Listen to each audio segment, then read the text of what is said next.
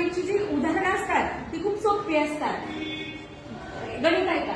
एका रांगेत रुद्रचा क्रमांक डावीकडून 9वा व उजवीकडून 7वा आहे, तर रांगेत एकूण मुले किती? यासाठी काय करायचं आपण? पहिल्यांदा रांग काढून घ्यायची.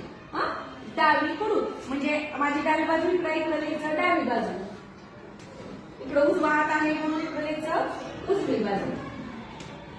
कुणाचा क्रमांक? रुद्रचा. इथं काढायचा रुद्र. त्यानंतर डावीकडून किती आहे रे? 9वा. 9वा. हा 9वा आहे म्हणजे इकडे किती असणार आहे? 8. आता उजवीकडून किती आहे? 7वा.